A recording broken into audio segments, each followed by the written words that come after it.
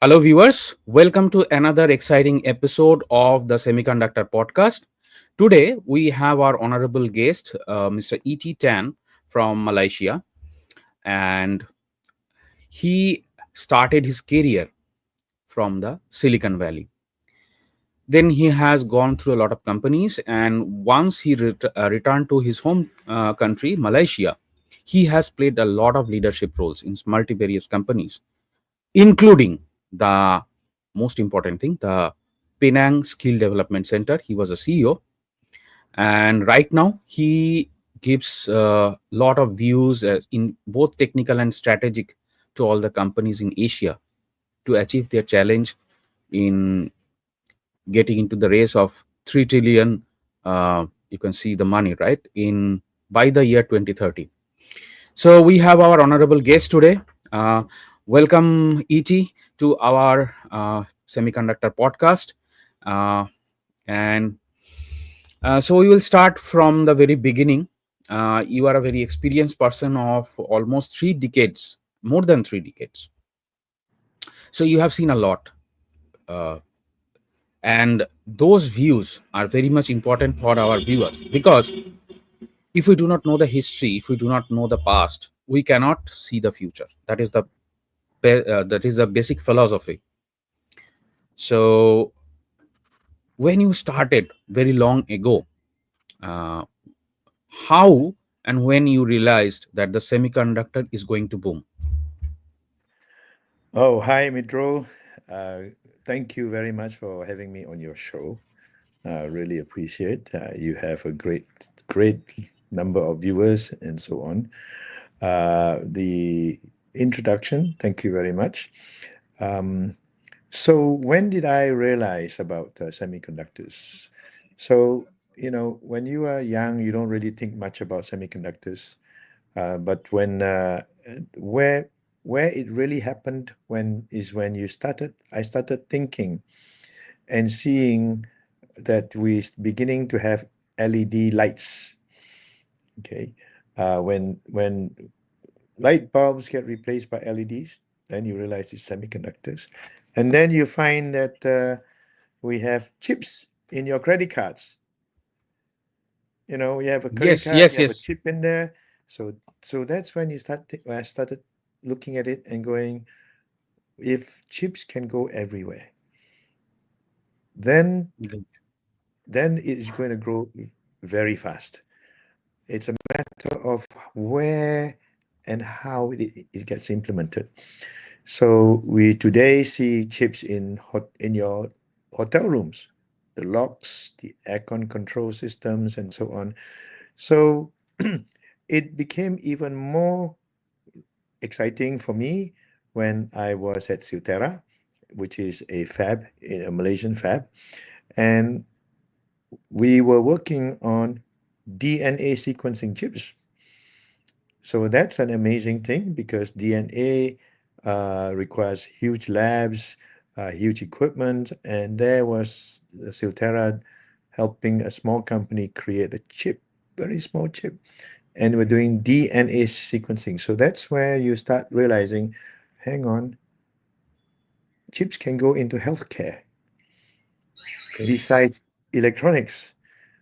And one of the other companies working with Silterra is developing another chip to detect COVID, to detect other viruses. So you start seeing if it can go into biology, then it can go into anywhere. So this is really where I saw that the boom was beginning. But the real boom, I think, happened when we start seeing AI, we start seeing EVs happening. So today, really, in the last 2 3 years, you can see it kind of going really high. So that's really where I started seeing at the beginning, and I think we're all seeing the real things happening now. But it started a long time ago when you had chips in fridge, in aircon, inverters, and so on.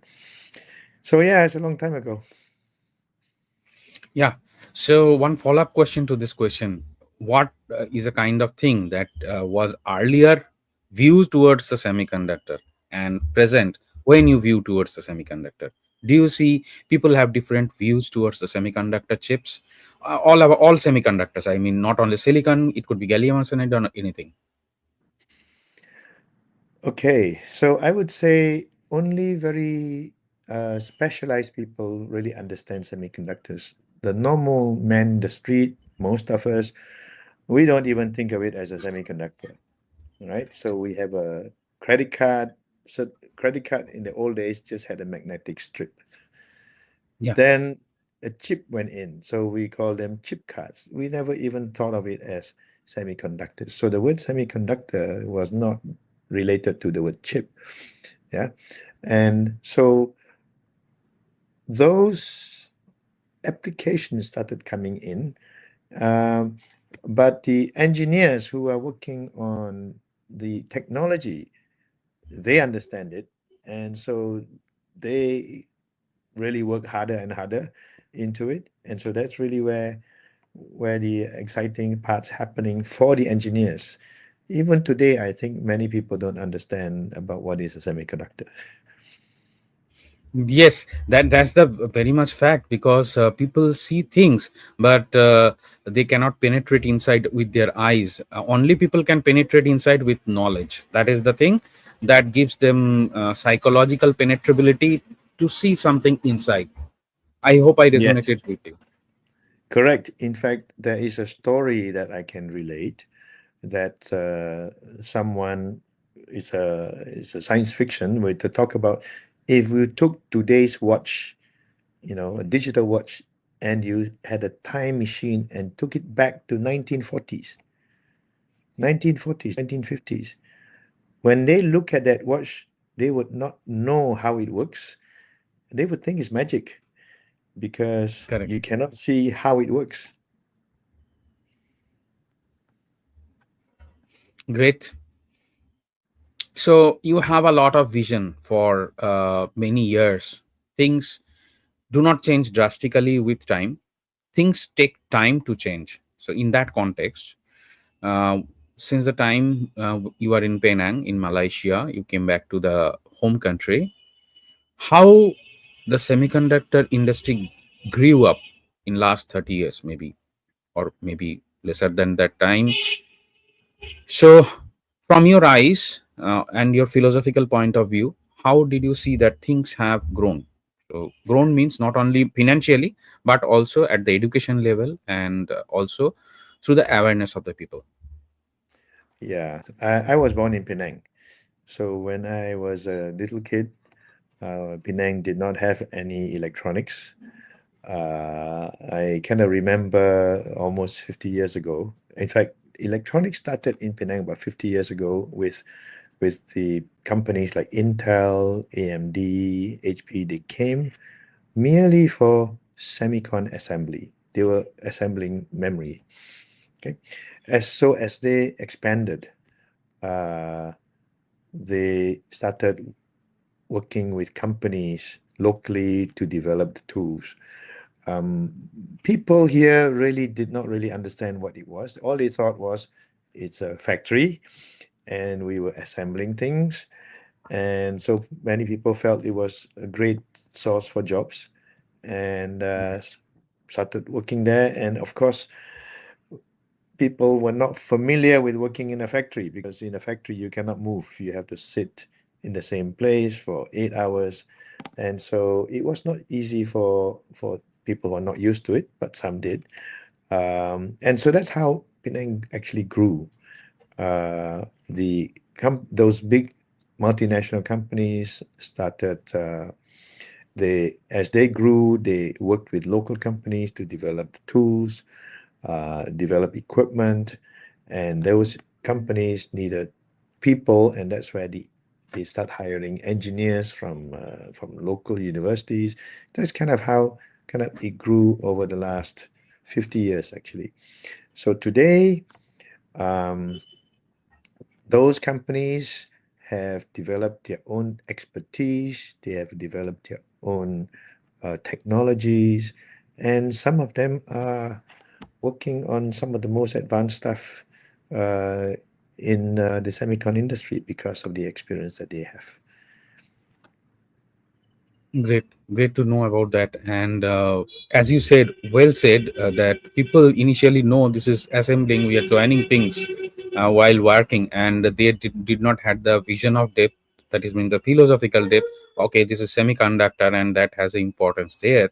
But people only think this is a job, and we will go. So that is the initial thing people have, and it's a great perspective you have given. That when any new thing starts, how people respond to it and react to it. So when long ago, I think Malaysia had their freedom in around 1957, if I'm not wrong. So long time has been passed from that point. And when the semiconductor industry came to Malaysia, right? And definitely we need multiple engineers. Maybe they are from Polytechnic, or maybe tech degree, or BE degree, or BSc degree. So lot of hustle bustle starts around, right? It's the initial assumption of me. And how did you observe? That means what was the economic changes observed in the country, and the semiconductor industry began to take its root. That means it's started to spreading in Malaysia and Penang. So, what was the initial observations in economic point of view of people as well as government? Excuse me. Yeah, you can take a sip of water if you have.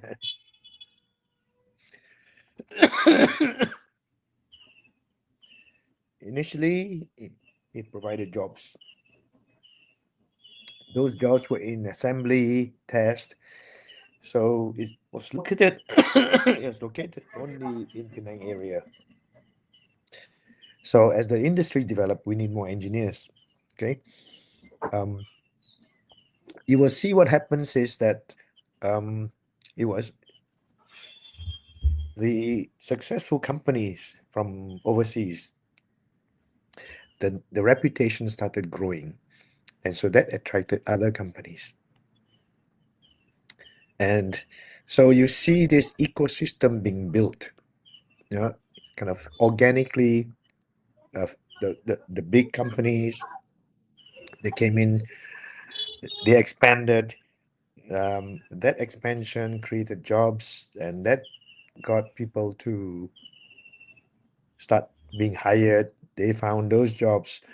So that whole ecosystem, as they grew, the factories evolved, and the talent inside moved from just assembly to maintenance to development to develop creating new products. So, so that kind of moved up the value chain. Even at that time, we really never thought of it as semiconductors, even though they are. So people were just doing, okay, mechanical engineering, putting things together, putting electronics, because the guidance was coming in from overseas, those multinationals. They kind of taught the locals what you need. But the locals, uh, the Malaysians, Penangites, they were doing and improving. So little by little, they start understanding, well, this equipment, this thing is part of a process, and if we improve this part, the other part will improve. And so we start learning about the whole ecosystem. Um, and from the government perspective, they saw this as industrialization. So we call industrialization, it doesn't happen overnight. It has to come in with kind of, raising the bar for everyone, for the factory workers, for engineers, for the bosses, for the companies. And then the overseas companies, the multinationals, they see, oh, your capability is getting better. So let's bring more things for you. So that's actually how, in the last 50 years, where we are today, we now develop some of the best test equipment and production processes for the semicon industry, and Penang in Malaysia is a hub for all these things. So that's kind of how the economy grew, And initially, it was located only in Penang, and then some other companies wanted to go to other parts of Malaysia because jobs were getting hard. They had to get Yes. talent from elsewhere, so they moved elsewhere. So that's how kind of Malaysia grew, actually. Great to see that. So even companies inside Malaysia, they open another branches to another states so that more people can be the part of that industry. So not only the industry itself grows, in that itself it moves from one physical place to another physical place, so that more people can be included in the entire system. That I understand from you. Yes, correct. Because, for example, we have a very large company in Penang. They were struggling to find people, and a lot of the a lot of people, when they are working at that level, they don't want to move, so they have to move the factory to them. Great. Yeah, because people have their own immovable assets around, maybe because before Yep. before the industry, people have their cultivation land and all. So many people may have the land properties, and if they move, land can be easily grabbed by, I think, bad people. So yeah, so many times people do have that concept in their mind. So companies were kind of flexible in moving from one state to another state to include more people from that particular state, and that's how the picture grew in Malaysia, right? So Yep. nowadays, I think semiconductor 250 plus, I think, companies are there in Malaysia, if I am not wrong with the statistics. So You're right. We have about 200, actually, it's 350 multinationals, okay, great. in Malaysia.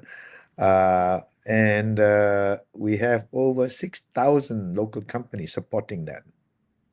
6,000 local companies supporting all 350 multinational companies. That's great. So that was a very much good move, flexible move from the multinational companies as well as the uh, local companies who work hand in hand. Uh, Yes, right. that's correct.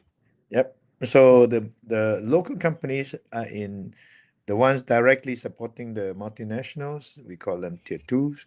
We also have tier Hmm. threes, those supporting the local companies. So there are others. So tier two, tier three builds up because not everybody can do everything. Yes, that's the fact. Because if think in corporate level in companies, when we build sophisticated products, it's not possible that one company will do everything from start to finish. At least in semiconductor, no one can do that. I don't know Correct. about other things. And as you said in the beginning of this episode, that a lot of medical things are now people can imagine or see in reality, that has semiconductor chips, a lot of things. So it's all about solving the real life problem by the means of the technology. So technology will help to solve people's problem, and that's how the business grows. And I am amazed to hear that at least 6,000 companies are working with the 350 companies which are multinational. So the entire ecosystem is working hand in hand. It's like a big machinery where multiple gears are moving one big gear, and it is moving four small gears together. So this system is working in Malaysia. Great to have that philosophical knowledge, and that's very important for the growth of our industry. So, and also another thing, that multinational companies also move from one state to another state to include more people. So that's great. So I'd go to my next question, and that is that what was the initial reaction long ago when the company started, and gradually it grows? The initial reaction of the job seekers towards the semiconductor industry and its jobs and operation, how people reacted. Well, it's actually very exciting, especially for the engineering. I myself was as an engineer also. So what it does is it gets the engineers into the next level, into more sophisticated engineering. Because when you're at university, you learn about all these fantastic concepts. You learn about all the theories and what you can do with, what is a transmission line, all these different electronics, semicon, and to be able to now know that there are companies who actually work on those, it's very exciting. So that's how a lot of engineers get started. Like that motivates them. They get to see and they get to work in those. Otherwise, you won't have that kind of. You have to go overseas to find the right job. So the Yes. reaction is actually fantastic, in helping generate more awareness. Not only that, but more reality that you can actually practice what you learn. When we go to Yes. universities, all we want to do is to be able to practice what we do. Yeah, that's what engineers are all about. Yes, that's great. You have shared a great philosophical point that when we know something by theory, once we get a chance to try it by hand, it becomes super exciting. Yeah, that's a philosophy that drives people actually. Yes, Yep. yes, yes. Yep. So get great perspectives. I'll move to the next question, that how the skill development industry, or you can say the skill development through the universities or anything that you can share, how it changed over years in Malaysia regarding the semiconductor, I'm saying. Okay. Wow. No, so this one is quite significant, because if you talk about engineers themselves, in universities, you have the theory. When you suddenly go into business, into a factory, into a tech company, you have to start working on, well, this is how it works. Well, it doesn't quite work like that. There are things that can go wrong. You have to repair them. There are things that lose. Well, my professor never told me that I would have these kind of problems. So you start going and thinking about those things. So what happens is that learning now goes back to the professors, goes back to the universities, and we improve the way they teach. So engineers get more experience, and in fact, there's a lot more relationships. So the companies here, especially the multinationals, they are experienced working with universities in their home country. So they go into universities and start working with them, and developing new areas. Um, and engineers now get expected to know a bit more when they come out of university. Do you have the skills? But because of the range of uh, things you have to do, you cannot possibly train everything. So that creates a whole new market, a new area to train people who are in industry who need extra skills. That's actually where organizations, skills development institutions get developed, like PSDC, the Penang Skills Development. How it gets developed is because industry says, well, university is doing a good job, baseline, but we need some more. So we need to do something ourselves. So what happens then is that really improves and creates a whole cycle for people to work. Uh, and I need to bring another point in also, because those are engineers. When you have factories, you need a lot of technicians also, maintenance technicians, repair technicians, and so on. So those is a whole new class that we never had before factories came. You have electricians, you have people working in offices and buildings, but when you go into the factory, that's different. It's a whole new job. You need to maintain this class of test equipment. You need to maintain this class of compressors or whatever. So those people tend not to be able, not to have the degree level. You don't need those degree levels. So uh, you have technicians that don't have the same level of academic qualifications, but but they have skills that are, they know how to repair, like for example, know how to repair cars. Car Yes, yes. repairers don't need degrees, but they are very good in repairing cars and doing certain types. So the same class of people need to be in factories also. So that's uh, the World Bank, the United Nations calls it TVET, TVET, technical, vocational, and engineering training. So that's really Great. where the skills coming. So all the skills now come in to be practical rather than academic. You need the academic to be able to move up to design and build, but you also need skills in the real world to make sure it's gonna work. So that's kind of where the skills development has gone.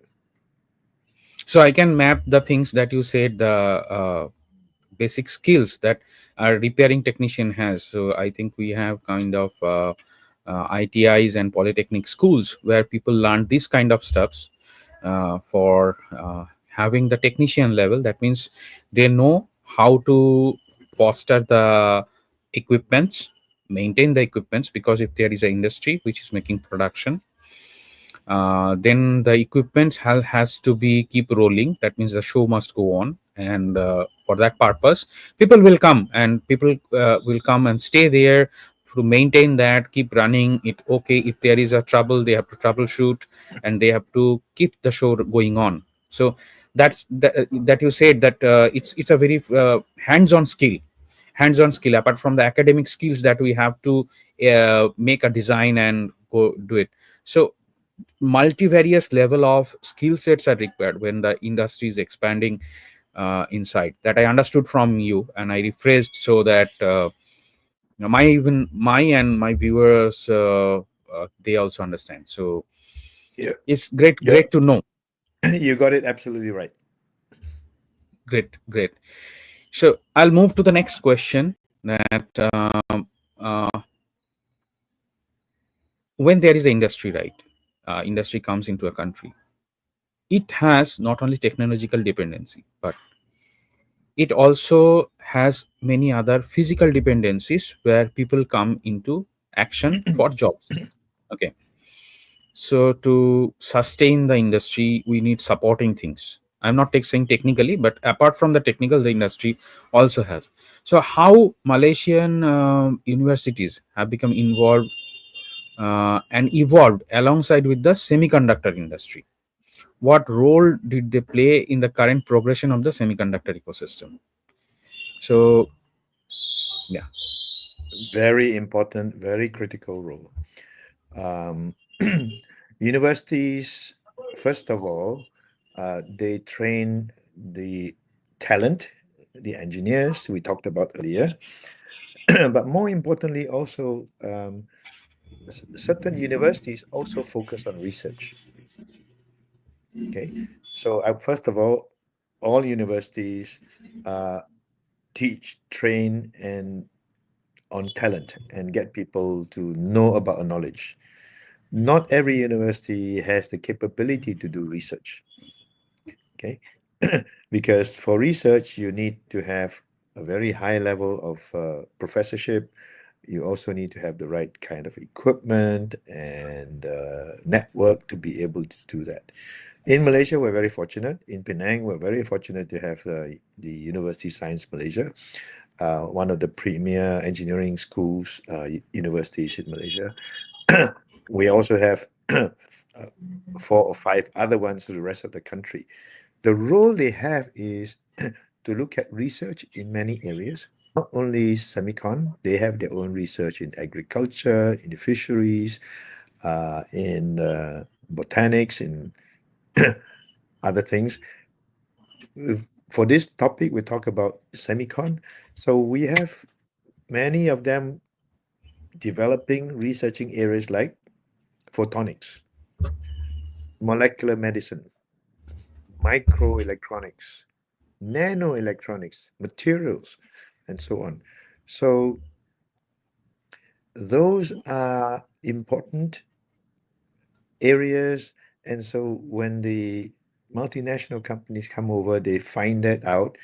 They start working with the universities to develop new areas.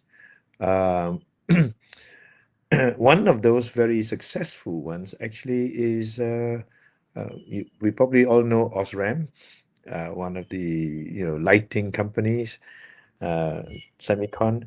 They worked with University Science Malaysia to develop and look at how to improve on the blue LED. Yes, That's a yes. big area, okay?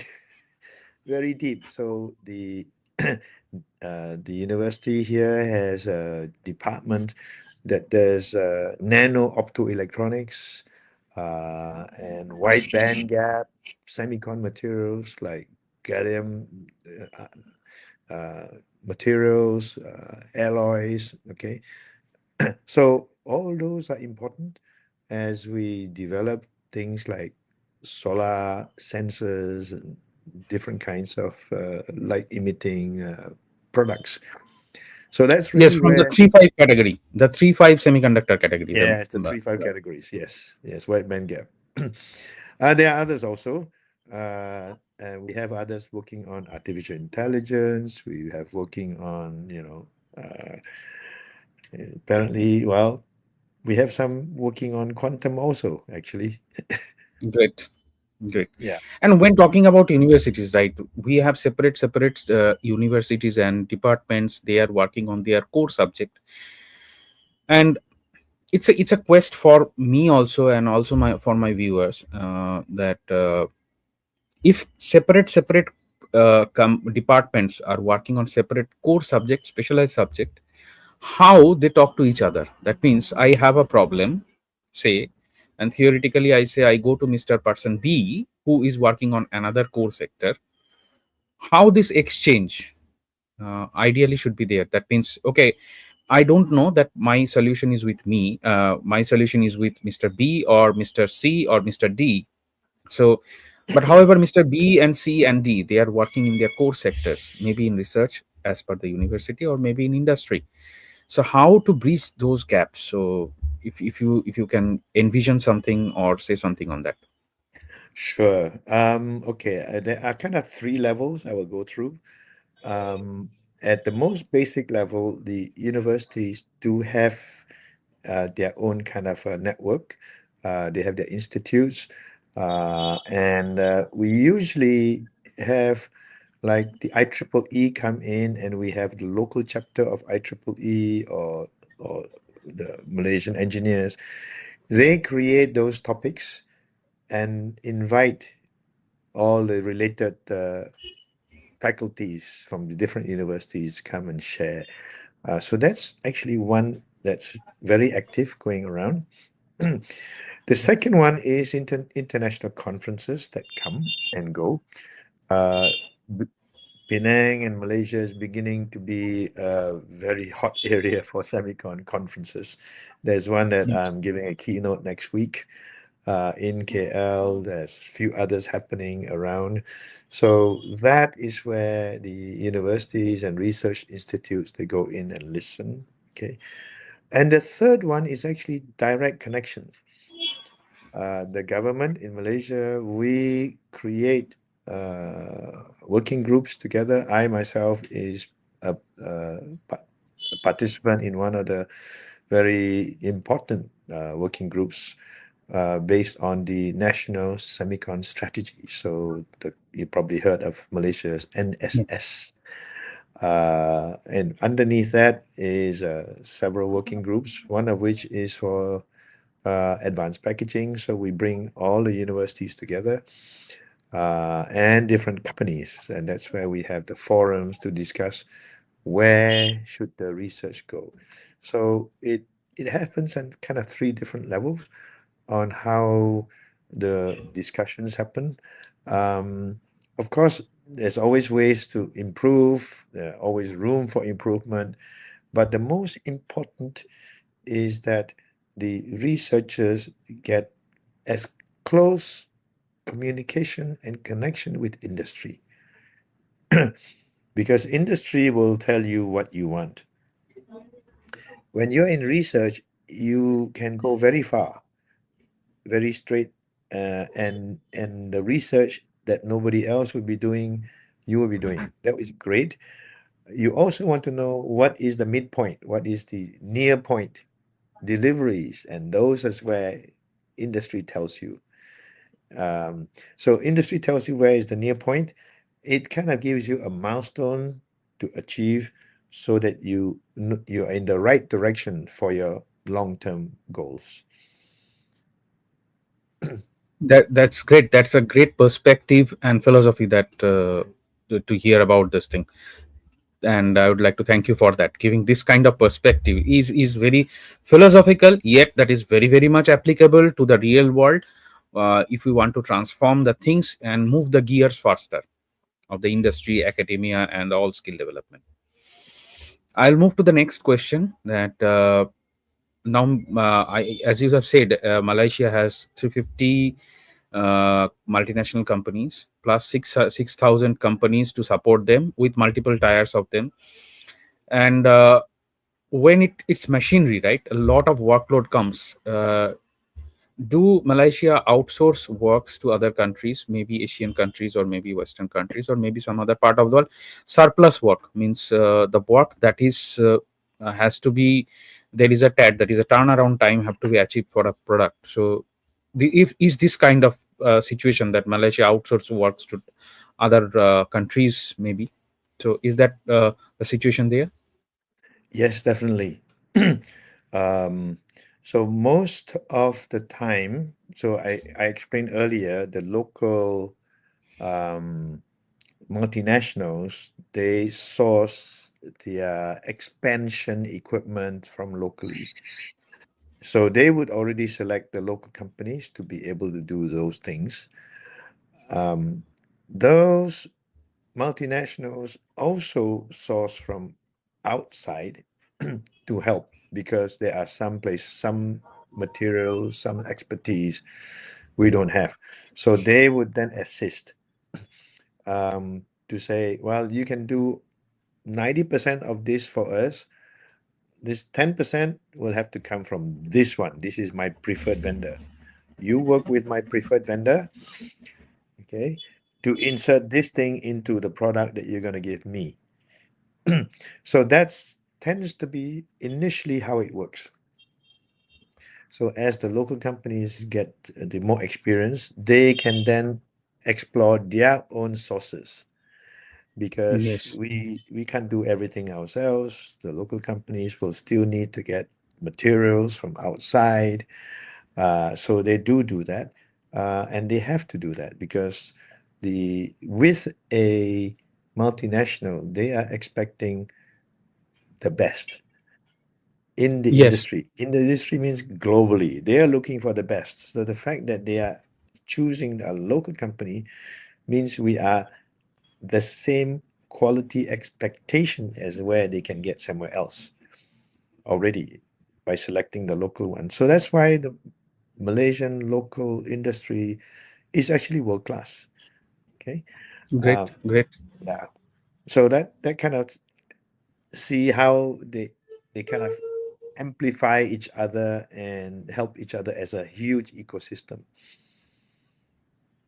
Great to know about this entire bird's eye view of the things, that how it grows and it helps each other.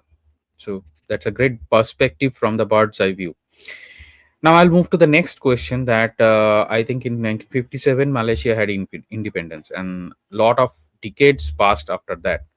How the semiconductor industry contributed to the growth, that means the country's economical growth, overall economy and currency.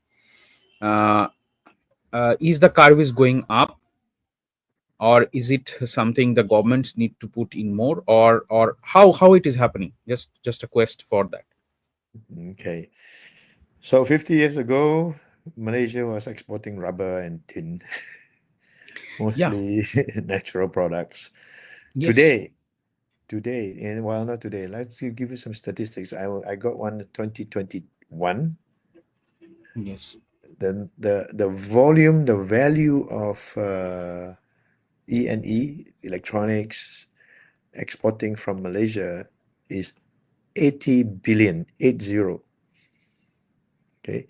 Great. That is 60% of Malaysia's export. 60. Okay. Great. So yeah, it is a huge number. Um, and just Penang alone, we ship 13%, 1 3, of the world's That's a huge chips. number. Yeah, 13. Uh, Penang is recognized as one of the top three medical technology hubs, medtech hubs in the world. You know, 6 out of 30 medical devices companies are here. So you can see that that's a big shift from a agricultural economy to high tech. And that's the reason why last year in May, our Prime Minister announced the National Semiconductor Strategy, because we need to go further. We have the capability to do that, and he wants to turbocharge the efforts. Uh, so he's basically announced he's looking for another 100 billion US dollars worth of funding coming in, or uh, investments in the next 5 years. And the government alone is putting in about 50 billion ringgit. That's about 10 billion US dollars, 12 billion, to retrain the talent, to help develop the industry here. So all that is a major boost, major area that they're going into. In addition, Great, great, Malaysia is announcing this big agreement with Singapore to set up a special economic zone great, in south of Malaysia, which will be twice the size of Shenzhen. great, great, great. Yeah. So that's kind of where it's happening, and it's growing, and we can't afford to have it slow down. Yeah. So that means what I understand, that is not only from personal perspective on pushing out his or her boundary, it's also the government is pushing its boundary so much and so good, so that the people who are included, they should also increase their boundaries. So a great perspective I had from you just now, and it's amazing. I'm very much amazed to hear all of these things happening, and now and how you are looking towards the future, and how things will reshape in future. So you are getting prepared for all of that from Mm. every angle, from financial angle, and you have said that earlier only the natural resources were exporting. So obviously a country has a landscape, and definitely that particular landscape will have some natural resources, whether it is mining or whether it is agricultural or anything else. So that is that will maintain a constant percentage of exporting. However, the technical things has a way of man-made growth of exporting that you have said, and how it is achieved. It's amazing. That means not only the natural resources like rubber, and I think southern India also exports rubber, and I think a company called MRF is there, Madras Rubber Factory. So Madras Mm. is now Chennai, right? So that's the thing, that natural resources obviously will be there, but in addition to growth, the revenue for the inter country, definitely man-made efforts and pushing the boundaries beyond limits is the thing that I think Malaysia has done. So it's great learning. uh, at least me and our viewers also received from you that perspective, the philosophical perspective, because the philosophy guides anyone. It could guide anyone. It's a company, it's a person, it's a government, anyone. Philosophy is the key thing. uh, uh, and we had a lot of rich discussions. I'll move to the next question. Is that you have given some answer to it, but I'd like to have the question in explicit manner, that how you envision that global semiconductor industry, uh, what will be the most important factors for coming decade, or maybe coming next 2 decades? How you envision what will impact the semiconductor industry, and what will be more significant and what will become less significant? So you can answer in your Okay. own way. Okay. Actually, I think we all have heard in the last 18 months, the speed by which artificial intelligence, AI, is permeating into all kinds of things. So I would see that AI is going to impact almost every aspect of how semiconductors get designed, get tested, and all kinds of things. Okay. IC design, they're looking at using AI to speed up how you route the ICs and how you test it. We are also looking at how AI is used to do visioning, to do inspection. Okay.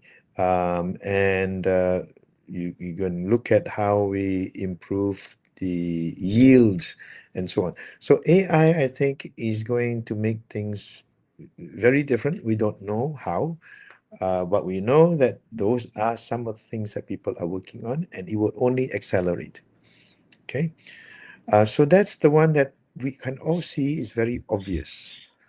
The one that is not obvious, but I believe is going to be a huge impact to the supply chain for semicon today, is advanced packaging. As we Okay. know, advanced packaging is a technique. Instead of making one monolithic chip in one chip, everything into one chip, advanced packaging breaks it up into chiplets, into smaller pieces. So you're now looking like Lego pieces Yes, and yes. putting them together, installing it. The big difference is those Lego pieces now can be fabricated in older, more mature fabs.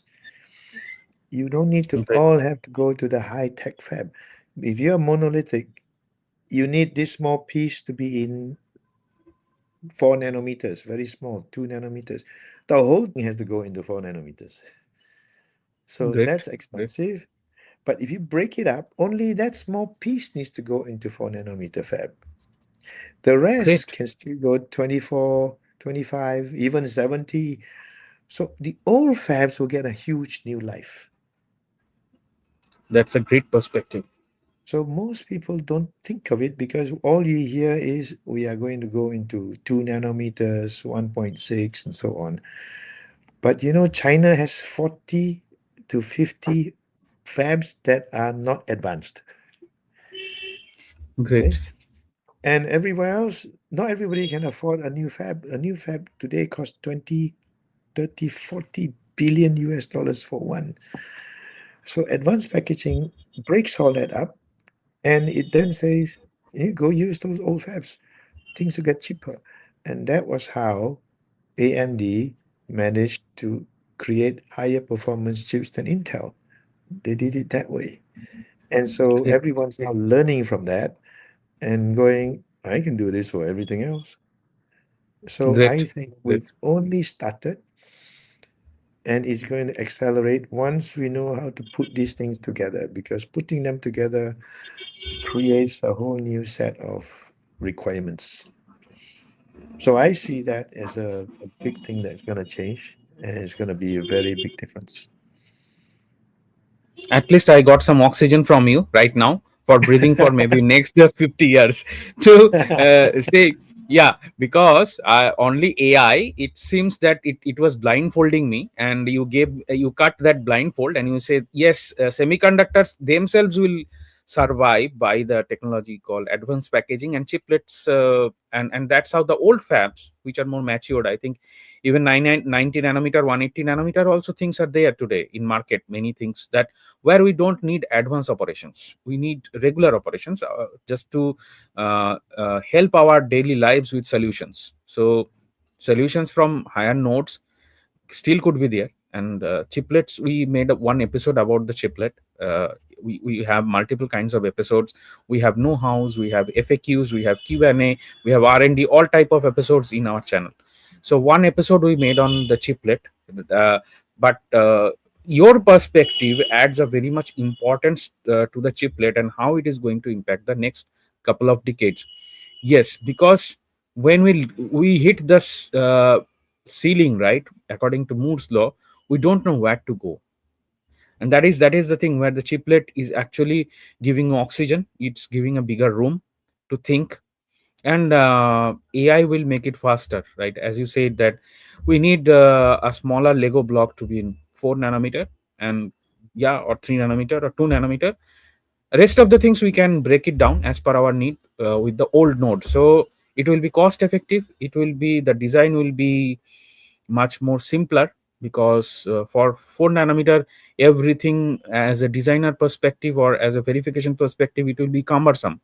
But if we divided up, right, it's like we can say divide and rule policy, in not in political sense but in technical sense, divide and rule. So at least we found a very good thing and a very positive thing of the divide and rule policy in technology. So that is chiplet, I think, that I understood from you upon this discussion. So that's a great perspective to have, that how things will be there. Even connecting the tech termed advanced packaging with the chiplets is also a very good mapping I and my our viewers received from you.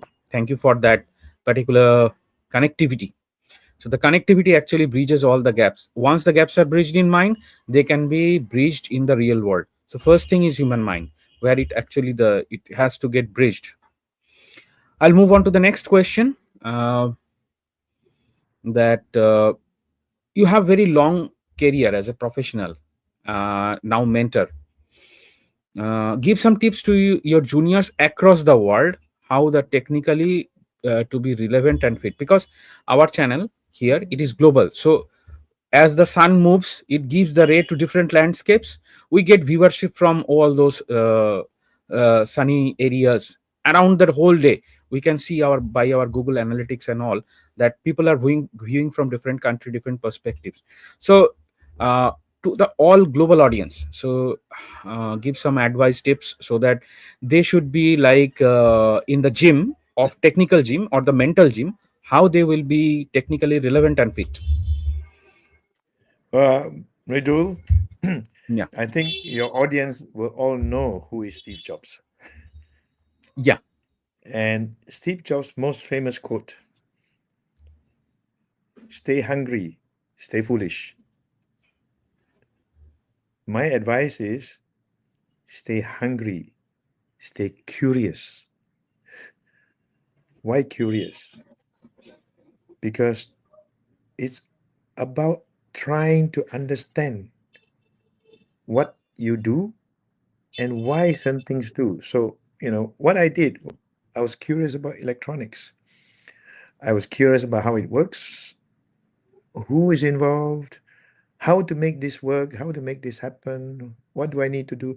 So I was always curious about where this can go. So my advice to all your listeners and your viewers: be curious about your area of interest. Okay. It doesn't have to be semicon. You can be curious about anything. You just happen to be watching this channel. For example, you may be really passionate about agriculture. And if you are passionate about agriculture, you should be curious about how to grow better vegetables. Be curious about what new tech and techniques that people are looking at. Even if you don't use it, you want to be curious about what is vertical farming. You know, why do they use it? Why? Maybe it's not relevant to where you are in Kerala, Yeah. or in Madras. Okay, but be curious about the lighting. If it's vertical, it's in a factory. Where does it get the sunlight? Be curious about, oh, yeah, the sunlight is created by LEDs, but do LEDs have the same wavelength? Correct. Those wavelength can how do you simulate sunlight with LEDs that you buy off the shelf? So that's the kind of curiosity that I would encourage. So that's when you start learning about everything. If you do that for anything you have passion for, you'll be fine. So my advice is stay hungry, stay curious. Great. And hunger for the knowledge is also very much important. What I received from your perspective, knowledge sharing, and envisioning. So hunger for knowledge is also very much needed. That is the curiosity, I think, as you said. Yes, And yes. almost, I think, we are almost 1 hour, and I asked your permission for this hour only.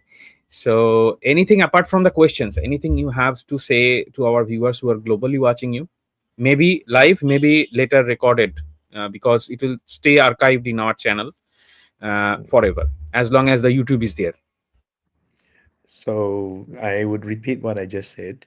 Uh, I want to thank you very much, Midru, for kind of taking me through memory lane, kind of what I Yeah, did.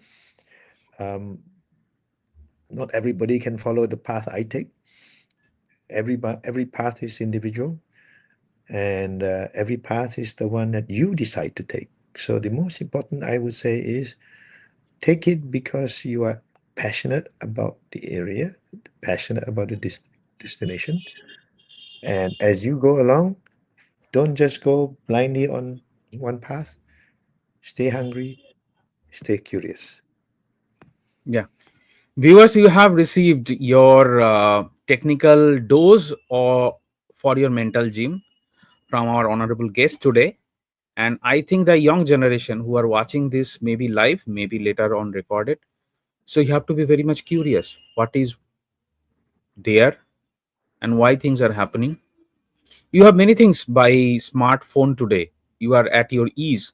But however, things always change, as we have seen from the memory lane from our honorable guest today. So things have changed and things will change in the future. So change is the constant thing. Now it's a paradox, but it's true. The change is the constant thing that happens always. And we are looking for the future, and we will thank our guest today for being in this session, high with technical knowledge, philosophical knowledge, financial perspective, organizations perspective, and having a global view of how semiconductor is going to reshape itself in upcoming decades. So thank you, Iti, for there, for coming to this show and having a 1 hour slot. And we will be ending our discussion today. In future, maybe we have some other topics, and maybe we'll be sitting together on some other topics. Hope. And so I will say bye to our viewers. Okay. So we'll stop this streaming right now. Thank you. Thank you very much. Thank you Okay. very much. Thank you. Bye bye. Bye.